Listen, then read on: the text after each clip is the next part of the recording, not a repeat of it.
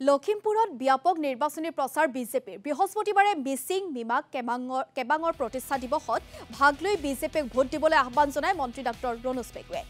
ঘুনাহুটিৰ কোপাক চাপৰিত অনুষ্ঠিত প্ৰতিষ্ঠা দিৱসত অংশ লৈ চৰকাৰৰ উন্নয়নমূলক কামৰ খতিয়ান দাঙি ধৰে মন্ত্ৰী ৰণোজ পেগুৰ লগতে প্ৰাৰ্থী প্ৰদান বৰুৱাই কংগ্ৰেছকো সমালোচনাৰ লক্ষ্য কৰি লয় মন্ত্ৰী ৰণোজ পেগুৱে ৬ জনগোষ্ঠীৰ জনজাতিকৰণৰ ক্ষেত্ৰত অসম চৰকাৰ আৰু বিধানসভাই সিদ্ধান্ত গ্ৰহণ কৰি কেন্দ্ৰলৈ প্ৰেৰণ কৰিছে বুলি মন্তব্য ৰণোজ পেগুৰ উন্নয়নমূলক কামৰ বাবে বিজেপি লখিমপুৰত জয়ী হ'ব বুলি দাবী প্ৰদান বৰুৱাৰ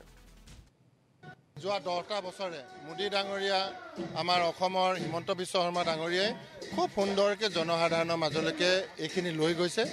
আৰু ৰাইজে আজি নিজেও অনুভৱ কৰিছে যে আমি আন্তঃগাঁথনি পাইছোঁ ছ'চিঅ' ইকনমিক ডেভেলপমেণ্ট অৰুণোদয় নাপালেও তেওঁলোকে বেলেগ এখন আঁচনি পাইছে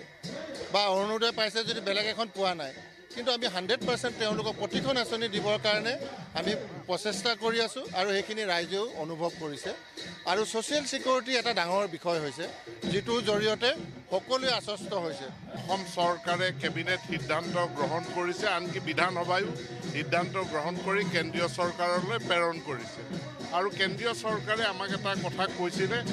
যে এতিয়া যিসকল জনজাতি তালিকাভুক্ত হৈ আছে তেওঁলোকৰ ক্ষতি নোহোৱাকৈ কেনেধৰণে এই ৬ জনক